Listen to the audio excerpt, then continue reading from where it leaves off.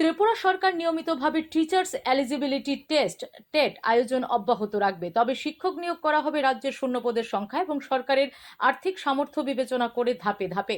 মঙ্গলবার একথা জানিয়েছেন মুখ্যমন্ত্রী অধ্যাপক ডক্টর মানিক সাহা। শিক্ষক নিয়োগ এই সংক্রান্ত চলমান আইনি প্রক্রিয়া নিয়ে প্রশ্নের জবাবে মুখ্যমন্ত্রী বলেন, বিষয়টি বর্তমানে আদালতে বিচারাধীন, তবে অতীতেও সরকার একাধিকবার শিক্ষক নিয়োগ করেছে।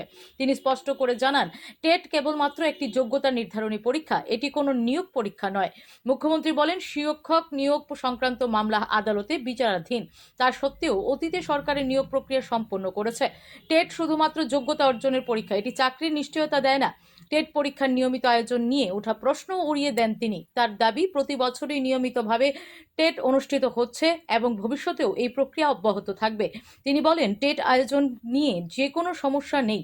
আমরা প্রতি বছরই এই পরীক্ষা পরিচালনা করছি এবং আগামী দিনেও নিয়মিতভাবে তা চালিয়ে যাব। মুখ্যমন্ত্রী আরও জানান, টেট অনুষ্ঠিত হওয়ার পরপরই শিক্ষক নিয়োগের প্রক্রিয়া শুরু হয়।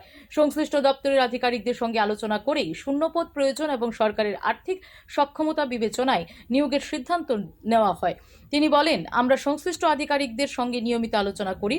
টেট শেষ হওয়ার পরই প্রয়োজন অনুযায়ী নিয়োগের প্রক্রিয়া শুরু হয়। শূন্যপদ এবং আর্থিক সামর্থ্যের মধ্যে ভারসাম্য বজায় রেখে ধাপে ধাপে শিক্ষক নিয়োগ করা হবে। মুখ্যমন্ত্রী জানান, রাজ্যের প্রয়োজন ও উপলব্ধ সম্পদের সঙ্গে সামঞ্জস্য রেখে একটি সুষম পদ্ধতিতে শিক্ষক নিয়োগ প্রক্রিয়া পরিচালনা করবে সরকার। ব্যুরো রিপোর্ট, এস ভারত লাইভ 24 আওয়ার্স। না, এগুলো তো যেটা কেস চলছে কেসের বাইরে তো আমরা তো এর আগেও আমরা অলরেডি নিয়েছি আমরা তো এখানে মানে টেট দিলে টেট তো আর কোনো না, এটা তো একটা পরীক্ষা দেওয়ার জন্য ইলিজিবিলিটি এটা টেস্ট। তারপর তো আমরা নিশ্চয়ই এগুলো দেখবো, আমরা করবো।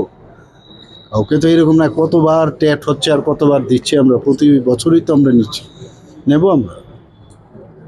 সেগুলো আননেসারি, এগুলো নিয়ে বিভ্রান্ত হওয়ার কোনো কারণ নেই।